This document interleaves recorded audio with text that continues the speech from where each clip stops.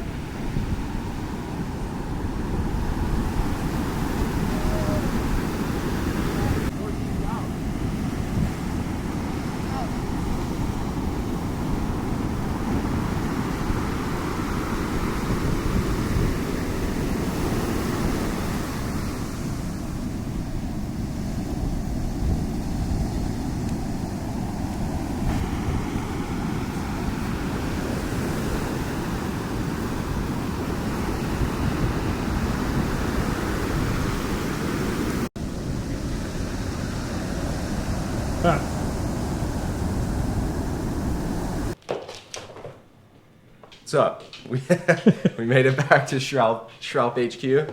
And we're going to go through some footage to kind of give you guys an idea of what a real hack actually is.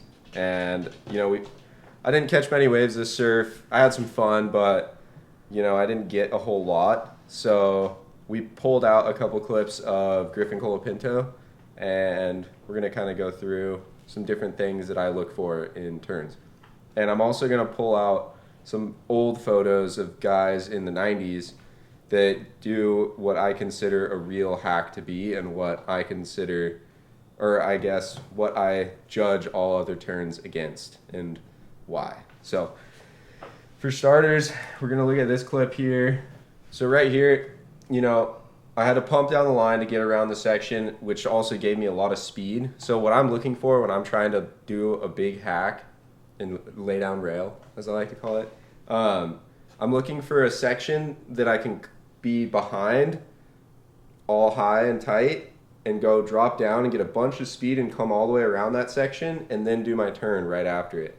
So case in point right here, we'll back it up a little bit so you can see the section that I'm eyeing. So here's a nice long wall, and I went high and I'm coming low, going around it, do a little pump to get my board engaged, get some speed, get some control. I'm doing a nice long drawn out bottom turn. My backhand, in this case because I'm a regular foot, my right hand is going to be reaching out in front of me. That's going to square your shoulders off with the nose of your board and give you a lot more control and a lot more power in your turn. So you can go from here to behind you and coil up, and that way you get that nice spring off the bottom. And then when I'm coming up, I'm eyeing, if the lip's breaking like this, I'm eyeing right here, right in the little corner pocket where all the power is. That's where I'm going to start my turn and start laying it over onto my heel side rail. So I'm aiming to go right in that perfect little slot. I get right up in there, and I'm transferring my weight, and my bottom turn is typically on my toes, and then I roll it onto my heels. You know, you still want to keep your nose out of the water, because when you're exiting the turn, the wave is going to be steep. So you want to make sure that the nose of your board is going to stay out of the water, not nosedive. But when I do lay it over on rail, you can see here that most of my rail is engaged in the wave. You know, there's still this little bit of percentage in the front half of the board, maybe 1.5 feet or 2 feet of board that's still sticking out of the water. But the goal is to have your entire rail sunk into the water. And you're going to push really hard with your back foot and just lay into it and let the board do all the work. The rocker of the board is going to take you and the surfboard around with it because there's curve in the rail line like this. So when it goes into the water on its side, it's going to pull you out of the turn. So you really don't want to push too hard. You want to push back as much. You want to push back as much as it's pushing you. So you can't overpower it, but you don't want to underpower it either and fold and fall. So that's a good example of like what I consider a rail turn to be. Now, for example, here's another good one. So you can see here, when I'm coming off the bottom, my right hand is in front of me, my left hand is guiding my nose. So I'm like this, kind of reaching this hand out to grab the water and pull it behind you. This hand always stays in front to point you in the direction that you want to be going.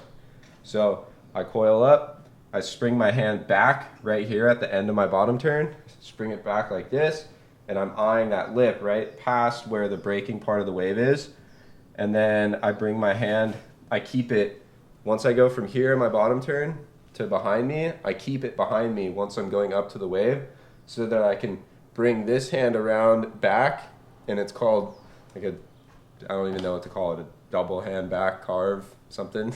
You guys can come up with something in the comments, maybe better than that, but you know, 2 hands back behind you puts a lot of weight over your heels and allows you to put a lot of power into your turn and ideally throw a lot of water, come around quicker, and it feels really cool as well. So when you're laying into your rail like that, you want to make sure that you don't keep both hands back for too long, because at that point my shoulders are squared over the rail of the board, not squared over the nose of the board like it should be.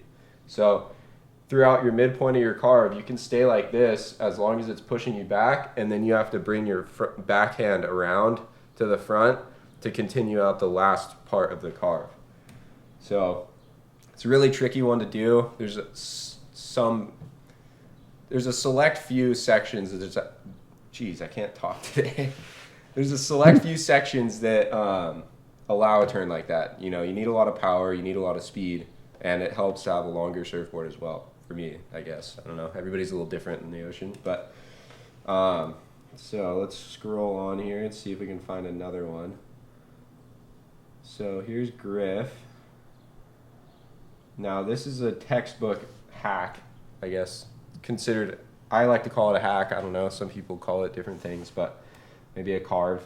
But anyway, you can see here in his bottom turn, he's reaching forward right here with his backhand. See how he's reaching over the rail of his board and grabbing the water, like cupping it, kind of. But his front hand's still over the nose of his board. He's eyeing the section that he wants to hit. He flings his backhand back and coils up, and then that allows him to bring the power around into the carve. So he comes over here, brings his front hand back around. Now he's squared up like this, front hand pointing to where he wants to go. So he's pointing away, the nose is here. He's pointing away from the nose and bringing it down. It's also important to remember that the face of the wave is going to be steep like this, so you're going to be, you know, angling yourself sideways. So you want to make sure that you have enough power to keep you upright using G-forces, basically, like a car would on a slanted turn. You want to make sure you have enough G-forces that you're not just going to slide down the face. So he's coming around with a lot of speed, a lot of power in his back foot, opening up his shoulders and bringing the carve all the way around. And you can see here, only about half of his rail is engaged into the wave. You know, it's a great turn and it looks great, but ideally, in my mind specifically, you would want your entire rail buried in the water. And I'm going to pull up a photo for you right now. You can actually see at the end of this turn, he has more of his board buried in the water. You know, a lot of back-footed surfers tend to have the nose of their surfboard out, and I think it doesn't look as powerful or as strong as compared to when more of the rail is engaged in the board. You have to push a little bit more. You can tell that they're more engaged in the wave, and it looks a little more flowy and less forced, if that makes sense. And once again, it's all in my opinion. So if you guys disagree, I want to hear about it in the comments. Maybe we'll talk about it next time. But let me pull up a photo. I had a hard time finding one of Gavin. There's something in particular that I had in mind, but I couldn't figure it out. So I got another photo of his brother, Shane Beshin, and he's doing a grab rail carve. But look at how much board is engaged in the water. He's got it almost to where his logo is, or just about where his logo is, all the way to the tail of the board. And you can see, look at his legs, the way they're flexing. He's pushing so hard into the board that it's going to throw a lot of spray, and he's going to come out with a lot of speed, and it looks really good while he's doing it too. You know, some things to point out, once again, his front arm is touching the water here in this example, but he's also reaching it past his nose, so his nose is going to want to follow. The board's going to keep wanting to follow his front hand. It's guiding where he's going. He's also grabbing his rail with his back arm, so when you come around from a turn, your back arm's up here like this. If you just reach it down to your rail line, you'll get a leverage point on your board, and you can really pull up on it, like pull it towards your chest, and it's going to engage your board even deeper and allow you to turn faster and harder than you've ever done it. It's pretty cool. It's pretty fun too. I haven't done it in a long time, but this is actually changing my mind. I might start trying it again. You might see some here soon. But anyways, this is what I picture a perfect rail turn to be. You know, it's quite different than the one Griffin's doing in the example that I used prior. Griffin's is more off the top of the wave, more round and carvy, whereas this is more of like a cutback style turn where he goes high and comes low. Different turns for different situations. This also looks like it's in Hawaii probably, so there's going to be a lot of power in the wave, whereas we're surfing lower trestles, pretty gutless. I like to say it's mashed potatoes with no gravy. But nonetheless, both people are shrouping. You could say that. You know, a cutback could also be considered a hack, I think, if you push hard enough and it's critical. You know, you can see here, this Grom, I'm actually not really too sure. who this is, but he did a really sick cutty anyway. And you can see his front arm is guiding where he's going, and his back arm is out like this. I guess he's goofy foot. This is really awkward.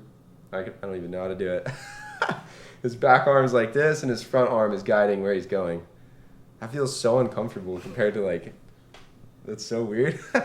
I guess I'm not ambidextrous, but anyway, he's guiding himself around, and you can see right here in the midpoint of his turn how much rail is engaged in his board. You can see it almost goes all the way up to the nose, just like I was showing you in Shane Beshin. That's giving him the ability to push, get leverage off the water, push really hard and get a lot of speed so that he can come back around and do this rebound turn that's just insane, straight into the lip, smash it, looks super sick. And that is a completed cutback. You know, you want to cut back to the foam and then smash the foam with power and speed. A lot of people will just do the cutback, kind of cruise back to the whitewash, but this is a textbook cutback in my opinion. A lot of power. So now let's try to talk about a snap. So we got this wave of Griffin right here. Guy was on fire this day. It was pretty insane. But, you know, every single time I'm going to say this over and over again because it's one of the most important things, but his front arm is leading where he's going. He's looking at the lip where he wants to hit it, just past the breaking point of the wave. He's coiling up, twisting his shoulders beyond where his nose is at so that he can push his way around. He's leaned over his heel side rail, and as he comes up, you'll see he rotates his arms before he gets to the lip, and he puts his nose right where he wants it, and not looking at where he's going. Or he's looking at where he's going, he's not looking at where his board is going at the moment. So he's completely turned around so that he's allowing himself to put his board in the perfect spot and twist it really quickly, and he already has a gauge on where he's going to end up after the turn, therefore right out of the turn. So he's aiming, if this is the breaking point of the wave, he's aiming up here to do a snap like this. Not necessarily right at the water line. He's trying to put himself above the lip so he can rotate and keep his front foot just at the lip line while his back foot is out of the lip line, doing a blowtail snap, I guess you could call it. So as he rotates, you'll see his front arm. He goes from this on his bottom turn to this on his, like, as he's coming up, approaching the lip, tweaks himself, throws it around, his board follows, and he puts his front hand on his deck. So he has all of his weight on his front foot, and his back foot's just kind of floating there as he's vertical, upside down in the lip. He blows his tail out, lets his fins re-engage as he's almost facing the whitewash again, and then he comes out of the turn, disconnects from the face a little bit there, and he's still kind of coiled up. You can see it as he's coming back in, but he's so sure of his feet and his footing and where he's riding out that he just stays true to his line, doesn't have to see anything. He can just ride out in the foam, in the explosion, and make it through like nothing ever happened. So it's pretty legit. But a snap turn versus a hack or a cutback, all very different things, all very useful, all very cool looking, can be. And I hope I kind of helped you dial in what a snap, hack, and cutback are and why. And maybe gave you some tips on how to do it the way that I think is correct, which is kind of conceited. Is that conceited? It's a little messed up. I don't know. I'm just giving you some facts of what the old guys did back in the day, what I liked about it, and how to do it in the water, how to transfer it, I guess. Oh, this just got weird. All right, well, thanks for tuning in to Shralp Stories. Thanks to all you subscribers, thousands of subscribers. It's pretty cool, dude. So we're psyched to keep doing this stuff and keep on filming and putting out more content. I hope you're all enjoying it. And drop something in the comments if you want to see something different, if you have a question about something or a question about boards, anything. So fire away, like, subscribe, keep going, and we got to talk to the higher management, but we might even drop some merch. So keep your eyes peeled. All right, check you guys out next week.